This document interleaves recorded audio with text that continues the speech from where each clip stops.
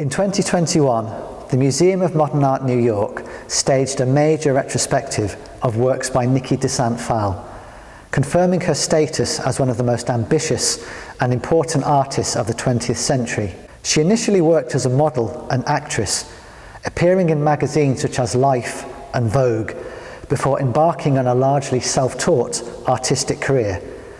She was associated with Nouveau Realism, a European art movement contemporary to pop, and collaborated with leading avant-garde artists of the day, such as Robert Rauschenberg, Jasper Johns, and Larry Rivers. She made many works with her second husband, Jean Tinguely, and in a suitably pop culture reference, they were once described as the Bonnie and Clyde of the art world. However, it would be the work of sculptor and architect Antoni Gaudi that left an indelible impression on her work, with Saint Phalle later describing him as her destiny.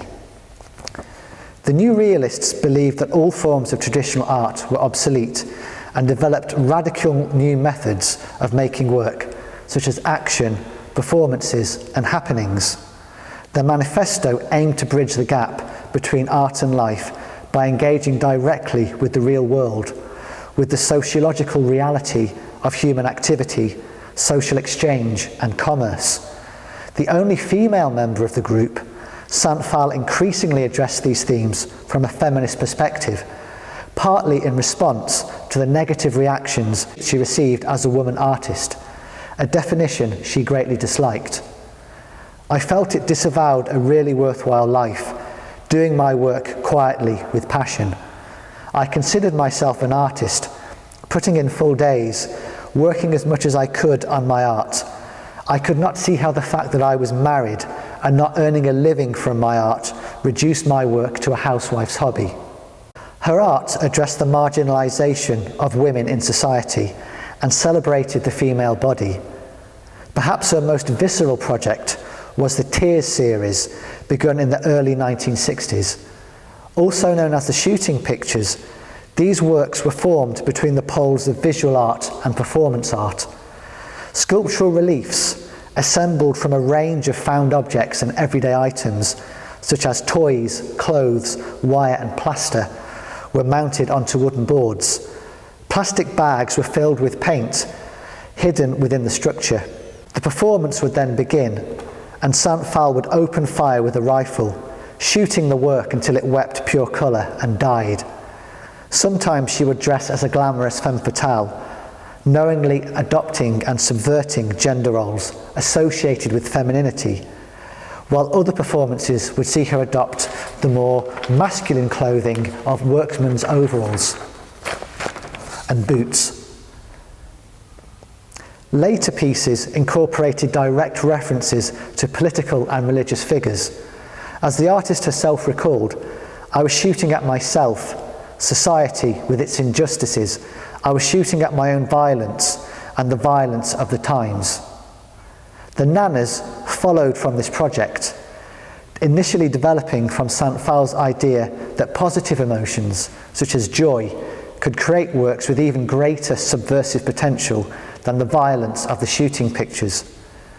Nana is French slang, equivalent to English expressions such as dame or chick or broad. Saint Phalle's nanas reclaimed and redefined this language. They are bright, surreal, playful and joyful sculptures that explore ancient traditions of feminine deities, while simultaneously celebrating modern feminism's efforts to reconsider and revalue women's bodies.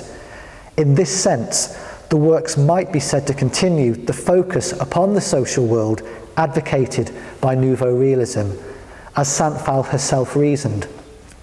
Why the nanas? Well, first because I am one myself, because my work is very personal and I try to express what I feel. It is the theme that touches me most closely. Since women are oppressed in today's society, I have tried in my own personal way to contribute to the women's liberation movement. The work just behind me is Nana Acrobat. Saint Phalle's first Nana dated from 1965. She was inspired by a drawing made by her friend, the pop artist Larry Rivers, that depicted his pregnant wife, Clarice.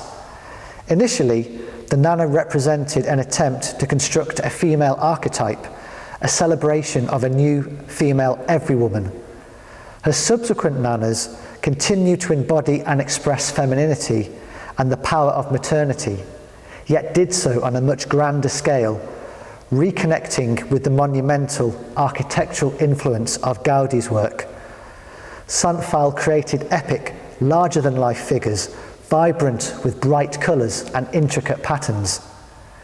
In 1966, she exhibited the work Hon, Swedish for she, a huge Nana sculpture with a cathedral-like space corresponding to the position of the womb that visitors could enter through an opening between the legs of the vast reclining figure. The Nana series eventually developed into the Tarot Garden, a large sculpture park in Italy that featured massive sculptures based on characters from the tarot cards, such as the High Priestess and the Magician.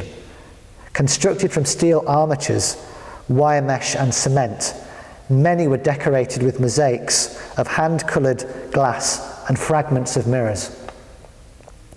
Saint Phalle once wrote, "I am following a course that was chosen for me, following a pressing need to show that a woman can work on a monumental scale. Literally and metaphorically, this is what she achieved. In this context, Nana Acrobat might be viewed as a maquette for a far wider project, as an artist model for a larger piece or extended piece of work. When viewing this sculpture, let your imagination run and visualise the colourful, tumbling acrobat as a giant."